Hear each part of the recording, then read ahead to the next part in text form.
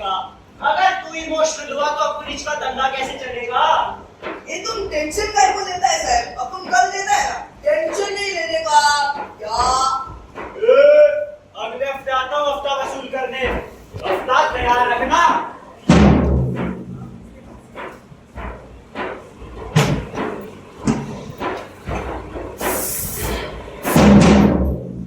अरे भैया खुद खाओ सो खाओ, ये धरती भैया को काहे खिला रहे हो? तुम्हारा फेंका हुआ कचरा खा खा कर बीमार हो चुकी है। सॉरी जी, ये छिलका तो मैंने गऊ मैया को अर्पण किया है। आएगी अभी थोड़ी देर में पूछ हिलाते हिलाते और खा जाएगी इसको, है ना पुण्य का काम। तुम जैसे लोग तो सुधरोगे नहीं। मैं ही डाल देता हूँ उसको कूड़ेदान में।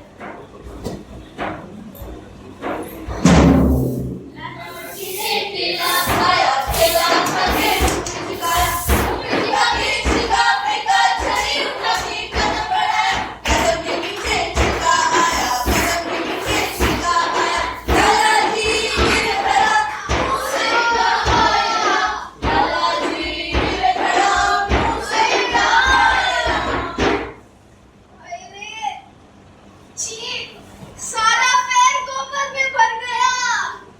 लो भैया, हो गई इस पर गौ मैया की कृपा, मिल गया इसको प्रसाद। यू शट अप बूढ़े वाले। बुरे वाला नहीं बोलने का अपन को, अब बोल नंदू सफाई वाला। गलियों सड़कों का रखवाला, अब बोल नंदू सफाई वाला। अरे रे बिटिया, इतना क्यों रो रही है? चुप हो जा, चुप हो जा। अरे भूख लगी होगी इसको, कुछ खाने को तो दे दो। अरे ये भी बर्गर खा ले मम्मी। हाँ हाँ बर्गर खा ले, मैं बर्गर दूंगी इसको। मैं नहीं खिलाता अपनी बच्ची को ये सब, उसको तो मैं भी अच्छा खाना खिलाऊंगा। और इसके पास इतने पैसे कैसे आए? इतना महंगा बर्गर। अरे वो क्या है ना, एक माँ अपने बच्चे के साथ जा रही थी। बड़ा सर चढ़ा लड़का था, जाने क्या क्या मंगवा रहा था। वाह वाह मुझे ये चाहिए, वाह वाह मुझे वो चाहिए। उसके माँ बाप उसे लॉकर में ले रहे थे। इतना सारा मंगवाया और चखा इतना सा और फेंक दिया। मैं उठा लाई, मैं तो चावल लाई थी। कल रात में बारात घर के आगे भीख मांग रही थी। सोचो ये लोग प्लेट क्यों कर रहे थे? खा रहे थे उतना सारा, कूड़ेदान में फेंक रहे थे। मैं भी उठा लाई वहां से। सच में ये कूड़ेदान तो भाई हमारा भगवान है।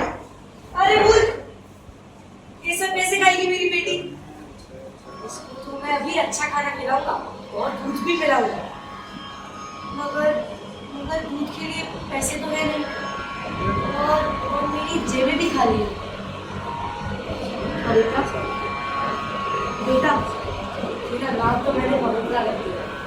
पवित्रा मतलब साफ सुथरा, पाक, पवित्र। और तुझे देखकर मेरे मन में आस जगी है। तुझे खूब पढ़ाऊंगा लिखूंगा और हमारी पवित्रा मैडम जैसा एक अच्छा इंसान बनाऊंगा। अरे ये पवित्रा मैडम कौन है? अपन ये एरिया में सबसे बड़े स्कूल में पढ़ाती है पवित्रा मैडम। जेब में चवन्नी नहीं है, पढ़ाएगा इसको।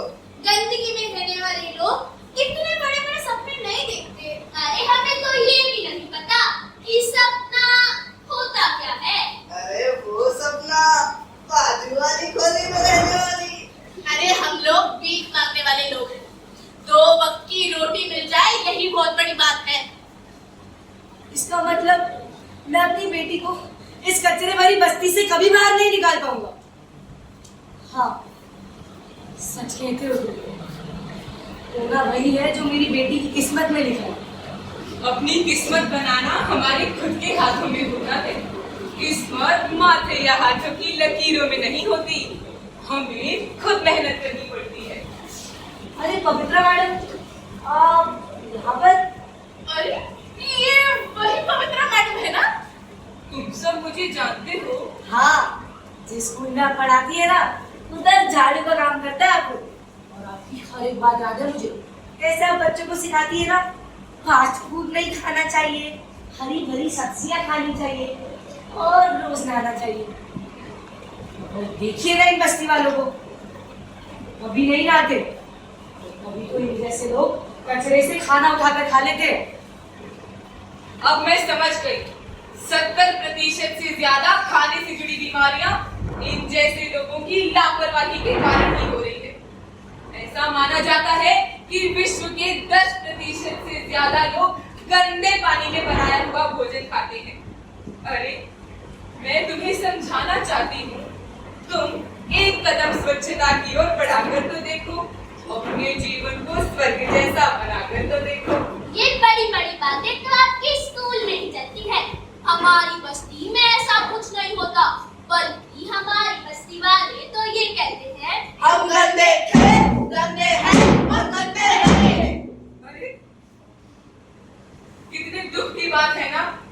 WHO भी कह रही थी, हर साल अपर्याप्त स्वच्छता सेवाओं के कारण 1.4 मिलियन लोगों की मृत्यु होती है। आखिर तुम सब भी इंसान हो कि नहीं? जैसे तुम हो वैसे ही मैं। ये बात तो आप बोलो मत। कहाँ आप साफ सुथरी और हम मैले कुचेले। आखिर तुम सब साफ सुथरा क्यों नहीं रह सकते? अरे हमारे पास पैसे ही कहाँ है साफ सुथरा रहने के। भाई, अब आप सभी बताओ, क्या साफ सुथरा रहने के लिए पैसों की जरूरत है? क्या नहाने के पानी के लिए पैसे लगते हैं? या दांत साफ करने के लिए नीम की दातुन पैसों से बिकती है? सबसे पहले तुम बस्ती वाले अपने तन और मन दोनों को साफ रखो, तभी तुम्हारी ये बस्ती बनेगी साफ सुथरी। ना ना ना, हम गंदे थे, गंदे हैं और गंदे नहीं। चलो भाई अपने अपने काम पे चलो। बात तो सुनो। चलो चलो चलो। एक दिन वो जरूर आएगा जब मैं इन सबको सुधार कर रहूंगी। अपने स्वास्थ्य में सुधार अवश्य करेंगे। जब तक ये अपने स्वास्थ्य को नहीं सुधारते, मेरी लड़ाई जारी रहेगी, जारी रहेगी।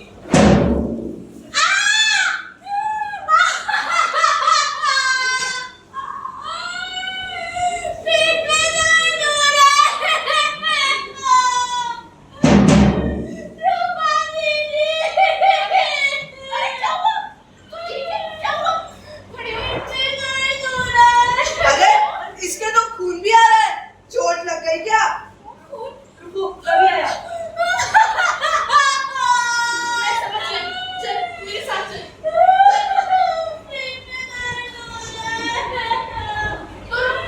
मैं भी आती हूँ।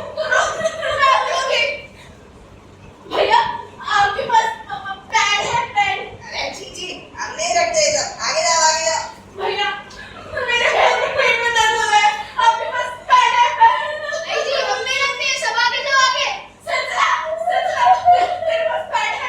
अरे क्या बात करते हो रूपा दीदी, हमारे यहाँ तो चाय, बिस्किट, तंबाकू, बीड़ी, सिगरेट ये मिलता है।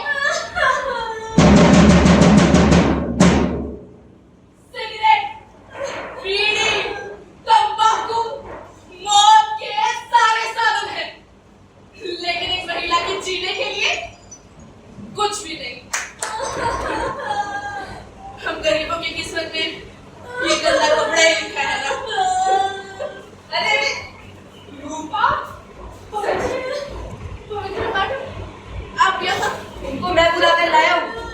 मैंने सोचा तुमसे तो कुछ होगा नहीं, मैं ही बुला लाता हूँ पवित्रा मैडम को। क्या कर रही हो तुम? ये गंदा कपड़ा ले रही हो? अरे, ये बात तो आप सब भी जानते होंगे, गंदे कपड़े से इन्फेक्शन हो जाता है, बीमारियां हो जाती है। रूपा दीदी, तुम नहीं हो, मैं जाती हूँ।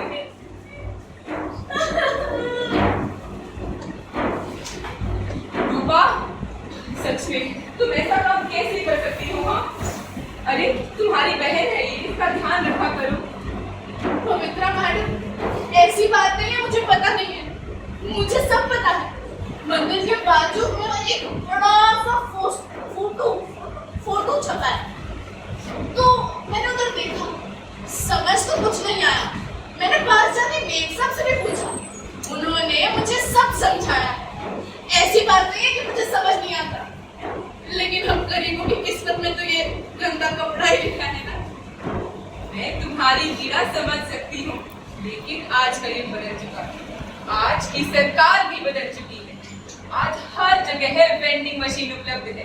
आपने सही सुना, vending machine. School, college, railway station, hospital, हर जगह मिलेगा। मैं तुम सबको सिखाना चाहती हूँ इसका उपयोग कैसे करते हैं। आओ आओ। हाँ, आदमी लोगों के लिए विशेष बात, आखिर उनको भी पता होना चाहिए औरत की सहायता कैसे की जाती है। उनका क्या फर्ज नहीं बनता। ये देखिए, 5 रुपए का सिक्का अब सबकी जेबों में होगा। बस कुछ नहीं करना, वेंडिंग मशीन के पास जाओ और इसे यूं डाल दो और आपके पास सैनिटरी पैड उपलब्ध हो जाएगा। देखा? तो भाई मैं तो ये मानती हूँ कि आज की इस घटना से तुम्हारी आंखें खुल गई होगी, समझ गए होगे तुम लोग कितना जरूरी है हमारे लिए साफ सुथरा रहना। हाँ, हम कसम खाते हैं हम सुधर कर दिखाएंगे। हाँ, हम कसम खाते हैं हम सुधर कर दिखाएंगे। मन में अगर तू ठान ले तो तू पहचान ले, पाले जो तू चाहेगा हौसला मिल जाएगा। खुद पर तू यकीन रख, हौसला रख, हौसला रख। माना कि मुश्किल पड़ी है, कठिनाइयां पीछे पड़ी है, लेकिन याद रख, काली रात के बाद है सवेरा, हट जाएगा ये अंधेरा, हट जाएगा ये अंधेरा। और यही आस लेकर चल पड़े बस्ती वाले स्वच्छता की राह पर। और हाँ, बदलाव आया भी, आइए मिलवाता हूं उनसे।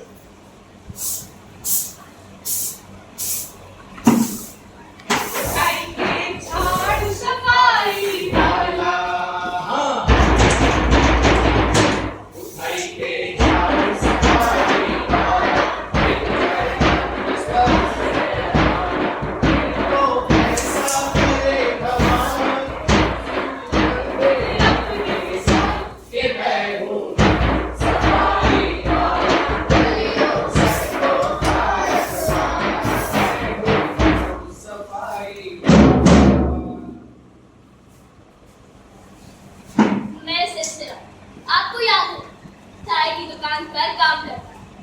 दुकान का मालिक गंदा एक्सपायरी हानिकारक सामान बेचता।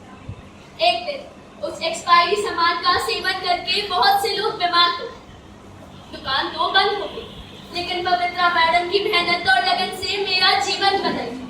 मैं साफ सुथरा रहना सीखा। सिलसिला की जिंदगी चोरी और गंदे सामान बेचने में निकल रही थी। क्या करें, इनकी भी मजबूरी थी।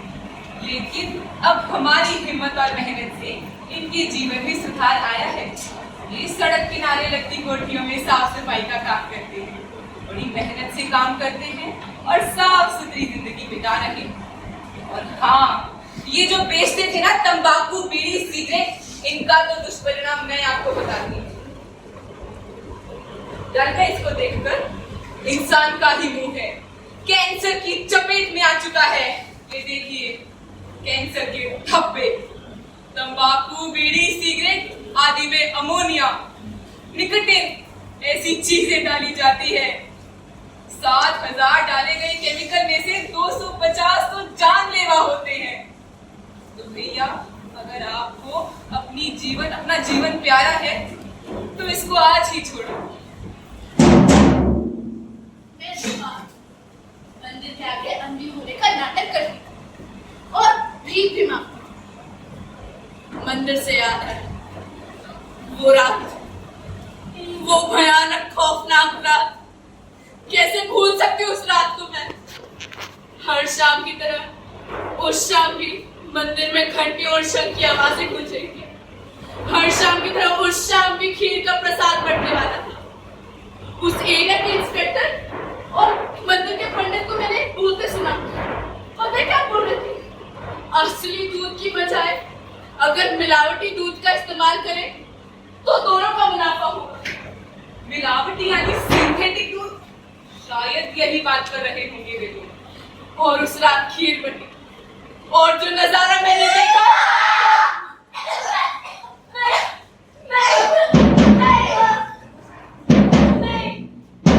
अनेकों लोग खीर खाकर मारे गए, कई बीमार हो गए। पास के स्वास्थ्य केंद्र के हालात बद से बदतर होते गए। ऑक्सीजन सिलेंडर की कमी, बिस्तरों की कमी, मशीनों की कमी। और अगले दिन पंडित और इंस्पेक्टर को जेल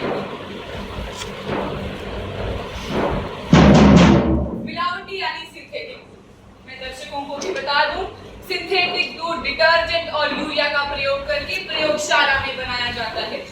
बड़ा हानिकारक होता है। इसके अंदर तो ऐसे ऐसे हानिकारक पदार्थ डाले जाते हैं जिससे हमारे किडनी, लीवर, फेफड़े सब खराब हो सकते हैं। हाँ, अचंभे की बात तो ये है कि दिखता है बिल्कुल असली दूध जैसा। आप दही जमा लो, पनीर बना लो, लेकिन साबुन की गंध वाले सिंथेटिक दूध का सेवन करने से तो बुरा न मानना कैंसर तक हो सकता है। आओ, मैं आपको सिखाती हूँ इनमें अंतर कैसे करते हैं। मेरे पास आप देख सकते हैं दूध के सैंपल हैं। मुझे नहीं पता कौन सा असली है कौन सा नकली। ये जो आप देख रहे हो ना, ये है बेटाडीन सॉल्यूशन, जो चोट पर लगाते हैं वही आप सबके घरों में होगा ना। बस मैंने कुछ नहीं करना, थोड़ा थोड़ा इन दोनों में डालूंगी। देखो देखो, मजेदार एक्सपेरिमेंट है। थोड़ा सा इसमें और इसे भी मिलाऊंगी और इसे भी मिलाऊंगी। ओह, ये देखो, नकली दूध की पोल खुल गई और ये है असली दूध।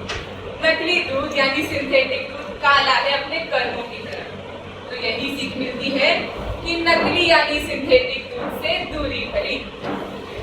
और आज पवित्रा मैडम के सहयोग से मुझे पास के स्वास्थ्य केंद्र में आया की नौकरी मिल गई है। अब ये ठीक नहीं माना, बल्कि मरीजों की सेवा करती है। ये वही काकी है जो 10-10 दिन तक नहाती नहीं थी। वो क्या है ना, हमारी जो डॉक्टर साहिबा है वो मुझे फ्री में साबुन और शैम्पू दोनों देती है। अब मैं रोज नहाती हूँ खुशबू वाले साबुन से। अब तो मरीज भी कहते हैं आप आई तो बाहर आई।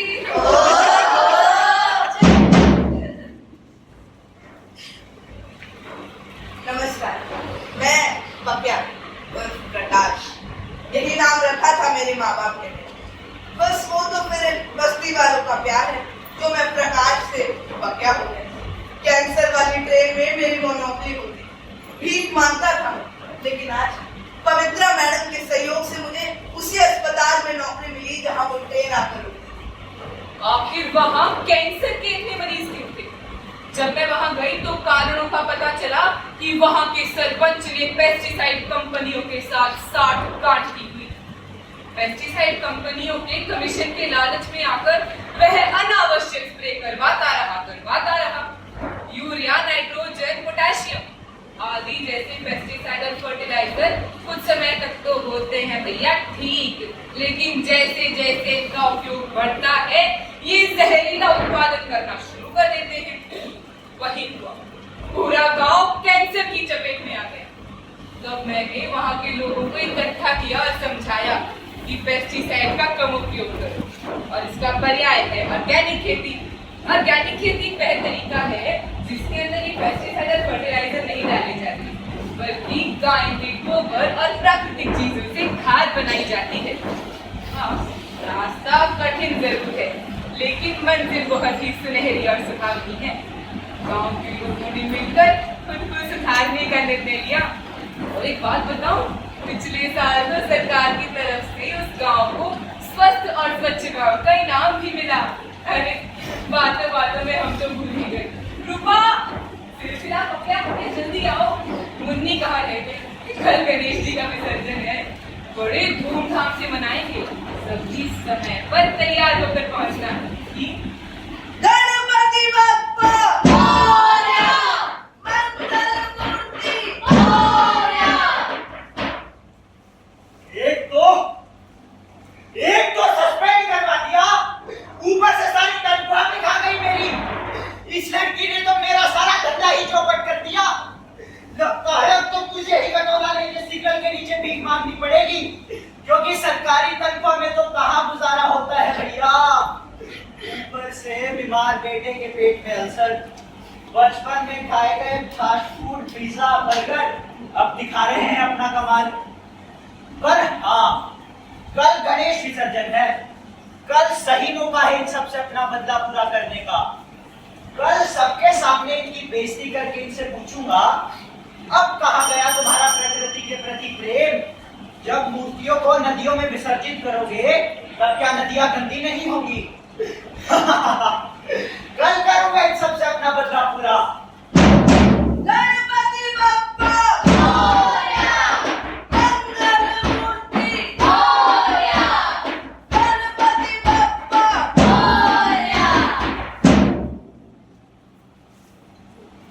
अरे ये क्या, सब्जियों के गणपति? इन लोगों ने तो मेरी सारी योजना पर ही पानी फेर दिया। क्यों इंस्पेक्टर साहब, क्या सोच रहे थे आप? कैसे इन बस्ती वालों को नीचा दिखाओ? अब ये वही लोग नहीं हैं, पुराने अनपढ़ गंदे मैले कुचैले बदल चुके हैं। जैसे इनके शरीर साफ सुथरे, वैसे ही इनके विचार हो चुके हैं। और ये कोई ऐसा काम नहीं करते जिससे प्रकृति या इनके स्वास्थ्य को हानि पहुंचे। और ये गणेश जी जो आप देख रहे हैं ना, ये पीओपी के नहीं बने, बल्कि फल और सब्जियों के बने हैं। और हाँ, इन्हें हम नदी में नहीं विसर्जित करेंगे। नदियों में कोई भी चीज, चाहे श्रद्धा से अर्पण की गई हो या गंदगी, हम नहीं डालेंगे।